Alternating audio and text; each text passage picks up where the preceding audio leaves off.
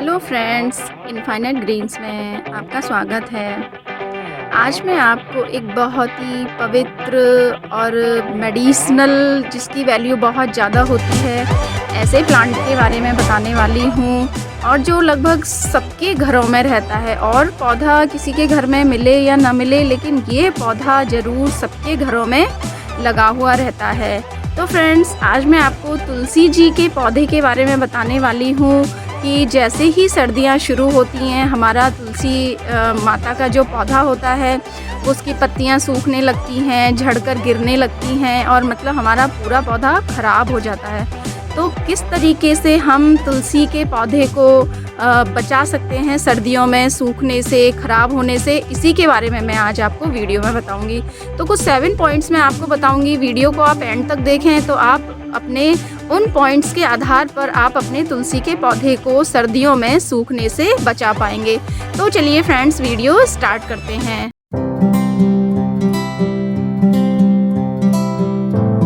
तुलसी जी का जो पौधा होता है उसकी हिंदू धर्म में बहुत मान्यता है। उसको मतलब एक हरे भरे तुलसी जी के पौधे को सुख समृद्धि का प्रतीक माना जाता है। तो कई बार जब सर्दियों में हमारा पौधा सूखने लगता है तो कई लोग उसको मतलब अशुभ संकेत मानते हैं कि ये अच्छी बात नहीं है, हमारा तुलसी जी का पौधा सूख रहा है। तो आज हम कुछ छोटी छोटी बातें हैं जिनको ध्यान में रखते हुए आप सर्दियों में भी अपने इस तुलसी जी के पौधे को सूखने से बचा सकते हैं। तो फ्रेंड्स, इसमें सबसे पहला जो पॉइंट है वो है आपको अपने तुलसी के पौधे की क्लीनिंग एंड प्रूनिंग करनी है। क्लीनिंग मतलब उसकी साफ सफाई आपको करनी है। क्लीनिंग का मतलब है फ्रेंड्स कि आपके गमले में जितनी भी आपके जो तुलसी जी का जो गमला है उसमें कितनी भी जो वीड उगी हुई हैं या कोई सड़ी गली पत्तियां पड़ी हुई हैं तो उन सबको आपको हटा देना है, क्योंकि इनसे भी फंगस, इसमें पानी हम डालते हैं तो ये मॉइस्चर रहता है यहाँ पर, तो ये पत्तियों में फंगस पनप जाती है और ये हमारे तुलसी जी के पौधे को ख़राब कर सकती है। देखिए इतनी सारी सूखी पत्तियाँ इसमें पड़ी हुई हैं, तो इनको हमें सबको हटा देना है। अपने गमले को हमें नीट एंड क्लीन बना देना है और जो कोई वीड भी उगी हुई हैं, कोई छोटे मोटे पौधे उगे हुए हैं, उनको भी हटा देना है। वैसे भी हिंदू धर्म की ये मान्यता है कि तुलसी माता का जो पौधा होता है जिस गमले में लगा हो उसमें कोई और पौधा हमें नहीं लगाना चाहिए। मतलब तुलसी जी का जो पौधा है वो अकेले ही गमले में रहना चाहिए। तो इस तरीके से हम अपने गमले की साफ सफाई कर लेंगे। जो भी वीड होगी या कुछ भी जो होगा एक्स्ट्रा मटेरियल, उसको हम यहाँ से हटा देंगे। अब हमें अपने प्लांट की ऊपर से क्लीनिंग करनी है और साथ में हमें प्रूनिंग भी करनी है कि जो कोई भी सूखी ब्रांचेज हों, जैसे कई ब्रांचेस सूख जाती हैं तुलसी जी के ऊपर, तो उन्हें हमें सूखी ब्रांचेस को हटा देना है। और जो इस पर ये मंजरी लगी हुई है, मंजरी कहते हैं इसका, जो ये फ्लावर रहते हैं, इसको भी हटा देना है। अगर हाँ आपको सीड चाहिए कुछ तो आप छोड़ सकते हैं 1-2 मंजरी, नहीं तो आपको सबको हटा देना है, क्योंकि अगर ये मंजरी इस पर लगी रहती है तो जो प्लांट का हमारा फर्दर डेवलपमेंट है वो रुक जाता है, क्योंकि प्लांट सीड बनने के बाद अपना लाइफ साइकिल पूरा हो जाता है उसका और प्लांट आगे की जो ग्रोथ है उसको रोक देता है। अगर आप इस मंजरी को कट कर देंगे तो आपके जो प्लांट में नई नई पत्तियों का फुटाव होगा और आपका प्लांट बुशी बनेगा, मतलब न्यू ग्रोथ इसमें स्टार्ट हो जाएगी। हालांकि अभी सर्दी है तो अभी इतनी ज़्यादा ग्रोथ नहीं होगी, लेकिन फिर भी थोड़ी ग्रोथ होगी, क्योंकि अभी बहुत ज़्यादा सर्दी नहीं हुई है। बहुत ज़्यादा सर्दी जब पड़ने लगती है तब तुलसी जी का जो प्लांट होता है वो अपनी ग्रोथ को रोकता है। तो इस तरीके से आपको ये मंजरी सारी हटा देनी है।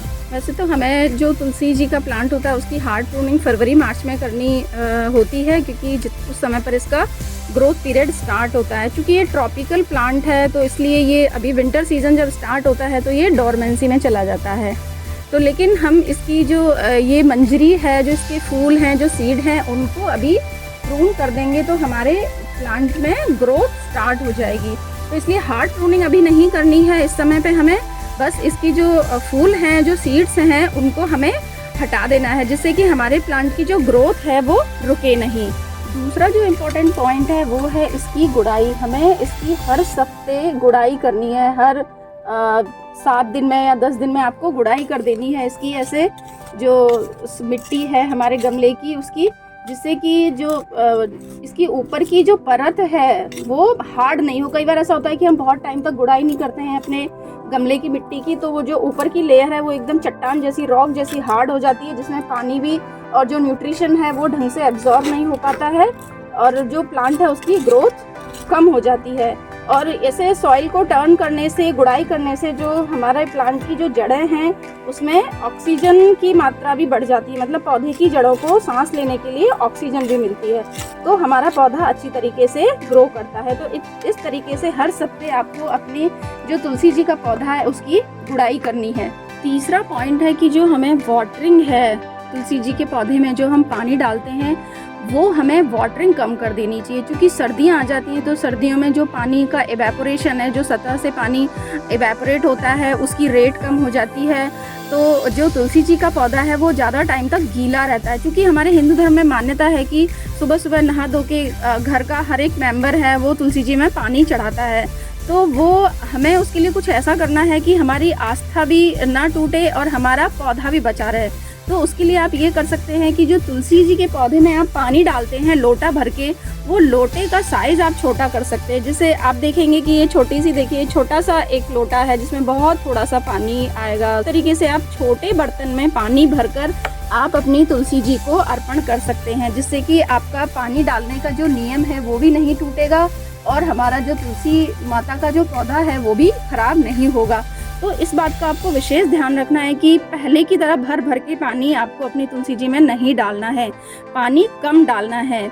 वैसे तो हमारे हिंदू धर्म में जो शास्त्रों में ही ऐसा कुछ इसका प्रावधान कर दिया गया था, लेकिन होता है ना कि अपन संडे को पानी नहीं डालते हैं, एकादशी को पानी नहीं डालते हैं और अमावस्या को, चंद्र ग्रहण, सूर्य ग्रहण के टाइम पे पानी नहीं डालते हैं। तो ये कुछ दिन रहते हैं जिनको हमें तुलसी जी को पानी नहीं डालना होता है।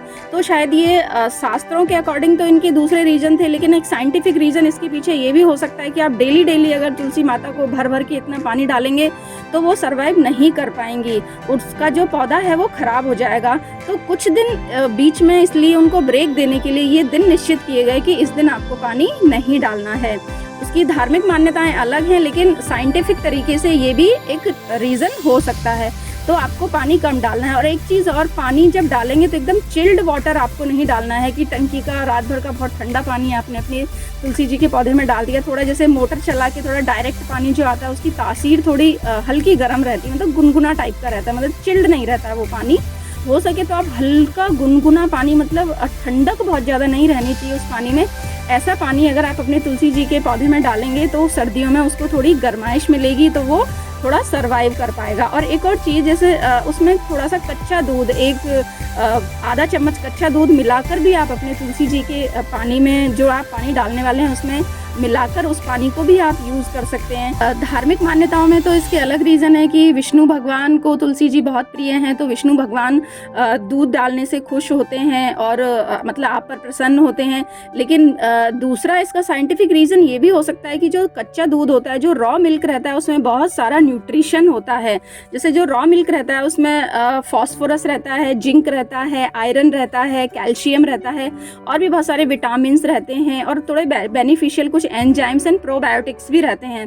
तो इसका यूज़ करने से हमारी जो तुलसी माता है, जो तुलसी का पौधा है, वो एकदम हरा भरा और अच्छे से ग्रो करेगा। तो ये भी रीज़न हो सकता है। तो आप थोड़ा सा कच्चा दूध मिलाकर भी अपने तुलसी जी में पानी डाल सकते हैं। अब चौथा पॉइंट है कि जो तुलसी जी का पौधा होता है उसको सर्दियों में जो सबसे ज़्यादा नुकसान होता है वो जो ओस पड़ती है, कोहरा पड़ता है और जो एकदम सर्द हवाएं चलती हैं ठंडी, उनसे हमारे जो तुलसी माता का पौधा होता है उसको बहुत नुकसान पहुंचता है।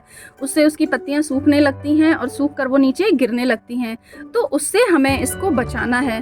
तो उसके लिए आप दो तरीके अपना सकते हैं। एक तो आप अपने तुलसी जी के जो पौधे हैं, जो तुलसी माता का जो पौधा है उसको आप शेडी एरिया में कहीं रख दें। जैसे मान लीजिए आपके पास ग्रीन नेट वाला एरिया है तो आप ग्रीन नेट के नीचे रख सकते हैं, जिससे कि धूप भी इसको मिलती रहेगी, छन छन कर उसे धूप भी आती रहेगी दिन के टाइम में, और रात के टाइम में जो डायरेक्ट जो ओस की बूंदें और कोहरा इसके ऊपर पड़ने वाला होता है उससे भी ये उस ग्रीन नेट के नीचे बचा रहेगा। तो आपका जो तुलसी जी का पौधा है वो खराब होने से बच जाएगा। और अगर ग्रीन नेट आपके पास नहीं है तो आप इसको एक पतले से कपड़े से कवर भी कर सकते हैं। उससे भी जो डायरेक्ट जो कोहरा है और ओस की बूंदें हैं उससे इसका बचाव हो जाएगा। जैसा कि देखिए हमारे जो हिंदू धर्म है उसमें बहुत सारी चीज़ों को बहुत सोच समझ के बनाया गया है। जैसे आप देखते होंगे कि जो तुलसी विवाह होता है वो हम कार्तिक मास की एकादशी के दिन करते हैं, जो देवउठनी एकादशी जिसे बोलते हैं उस दिन करते हैं। तो उस दिन जो तुलसी विवाह करते हैं तो उसके ऊपर कपड़ा एक उड़ाया जाता है, चुनरी उड़ाई जाती है। तो एक तरीके से साइंटिफिकली इसको हम देखें तो ये इसी चीज़ का प्रतीक है कि अभी सर्दियों का मौसम आ चुका है, तो आप अपने तुलसी के पौधे को कवर अगर कर देंगे चुनरी से या किसी कपड़े से, तो वो जो ठंड है उससे बचा रहेगा। तो इस तरीके से देखिए कि वो तुलसी विवाह भी मतलब उसका टाइमिंग ऐसा है कि वो उसी समय पे होता है जिस समय पे सर्दियां हमारे यहाँ पर शुरू होती हैं। तो इस तरीके से आप कवर कर सकते हैं इसको, जिससे डायरेक्ट ओस की बूंदों और सर्दी से हमारा जो तुलसी जी का पौधा है वो बचा रहेगा। और अगर आप कपड़े से नहीं ढकना चाहते हैं तो आप पॉलीथीन से भी इसको ढक सकते हैं। जैसे शाम के टाइम पर आप इसको पॉलीथीन से कवर कर दें, अगर ओपन में रखा है आपका पौधा तो, और फिर दिन के टाइम उसको आप हटा सकते हैं जिससे कि दिन की जो धूप है वो इसको मिल जाए। चूंकि ये ट्रॉपिकल प्लांट है, इसको गर्माइश पसंद रहती है, तो सूरज की रोशनी भी इसके लिए मिलना जरूरी होता है। अब पांचवा जो पॉइंट है फ्रेंड्स वो ये है कि फर्टिलाइजर एप्लीकेशन।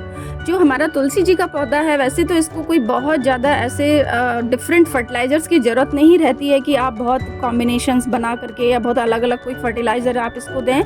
गोबर की खाद जैसे आप साल में 2 बार अपने और पौधों को फर्टिलाइज़र करते हैं, सितंबर अक्टूबर में देते हैं, फरवरी मार्च में जब देते हैं, जनवरी फरवरी में, तो उस समय पर आप इसको भी उसी तरह से गोबर की खाद या वर्मी कंपोस्ट आप दे देंगे तो उससे भी आपका जो पौधा है बहुत अच्छे से ग्रो करता रहेगा। और अगर आप ज़्यादा देना चाहते हैं तो जब लिक्विड खाद आप अपने दूसरे पौधों के लिए बनाते हैं तब आप तुलसी जी के पौधे में भी डाल सकते हैं। तो इस समय पर चूंकि अभी नवंबर का महीना चल रहा है तो आप इस समय पे इसको खाद दे सकते हैं, क्योंकि अगर बाद में जब ज़्यादा ठंड स्टार्ट हो जाती है, जब टेम्परेचर 10-15 डिग्री होने लगता है, तब उस समय पे इसकी ग्रोथ बिल्कुल रुक जाती है। तो हमें आगे के महीनों में मतलब दिसंबर जनवरी में हमें इसको दिसंबर जनवरी में कोई फर्टिलाइज़र हमें नहीं देना है। अभी आप चाहें तो इसको वर्मी कंपोस्ट दे सकते हैं। ये देखिए वर्मी कंपोस्ट है ये, तो 2-3 मुट्ठी आप अपने गमले में इसको डाल सकते हैं। इस तरीके से जो वर्मी कंपोस्ट है उसको आप अपने गमले में डाल सकते हैं। 1-2 मुट्ठी डाल दें आपके गमले के साइज़ के हिसाब से, तो इसके लिए काफ़ी होगा। खाद डालने के बाद हमें इसकी वाटरिंग कर देनी है अच्छे से अपने प्लांट की। जब ज़्यादा सर्दी स्टार्ट हो जाएगी उस समय इसमें कोई भी खाद हमें नहीं देना है। तो इस तरीके से कोई बहुत ज़्यादा फर्टिलाइज़र अलग तरह का इसको नहीं चाहिए। आप वर्मी कंपोस्ट या गोबर की खाद से ही अपने तुलसी जी के पौधे को फर्टिलाइज कर सकते हैं। और मैं सजेस्ट करूंगी कि कोई भी केमिकल खाद, कोई यूरिया, डीएपी या इस तरह का कोई केमिकल खाद अपने तुलसी जी के पौधे में आप ना दें। इसको इस तरह के किसी खाद की ज़रूरत नहीं है। ये वर्मी कंपोस्ट, गोबर की खाद या थोड़ी सी नीम खली आप मिला दें, उसी से ये बहुत अच्छे से ग्रो करता है। और चूँकि हम इसको खाने में इस्तेमाल करते हैं, अब सर्दियाँ जब आती हैं तो ये बहुत ज़्यादा यूज़ होता है हमारे किचन में। कभी दूध बॉयल करके इसको पीते हैं, कभी चाय में मिलाते हैं, काढ़ा बनाते हैं, बहुत तरह से यूज़ होता है सर्दी खांसी जुकाम में। तो खाने के जो चीज़ है उसमें कभी भी हमें केमिकल फर्टिलाइज़र यूज़ नहीं करना है। तो आप तुलसी जी के पौधे में भी कभी केमिकल फर्टिलाइज़र यूज़ ना करें। अब 6 पॉइंट मैं आपको इसका बताऊंगी कि अगर आपके तुलसी जी के पौधे पर कुछ कीड़े लग जाते हैं, ब्लैक कलर के छोटे छोटे कीड़े कई बार इस पर लग जाते हैं, तो उसके लिए आपको एक बहुत घरेलू सा उपाय है कि 1 चम्मच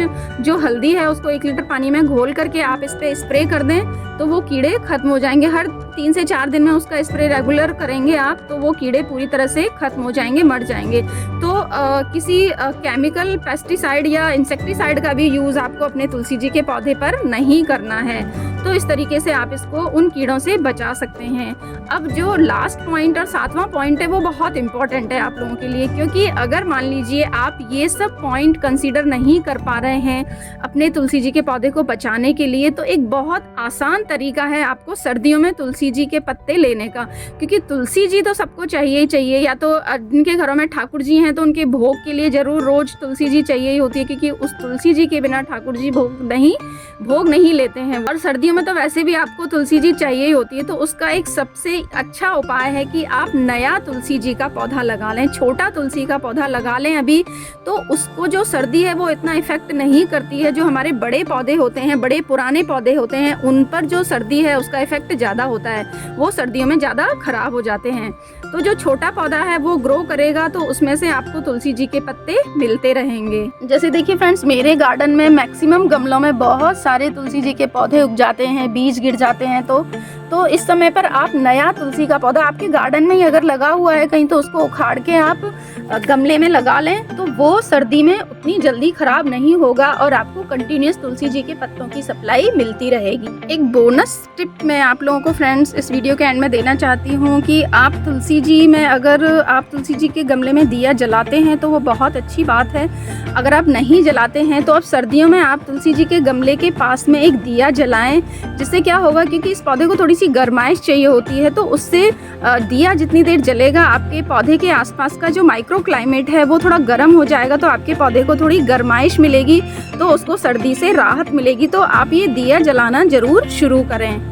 आई होप फ्रेंड्स, मैंने जो 7 पॉइंट आपको बताए हैं उनको अप्लाई करके, उनको यूज़ करके आप ज़रूर इन सर्दियों में अपने जो तुलसी जी के हरे भरे पौधे को सूखने से बचा लेंगे और सर्दियों में आप जो तुलसी जी है उसका यूज़ कर पाएंगे। आई होप फ्रेंड्स, मेरा ये वीडियो आपको अच्छा लगा होगा।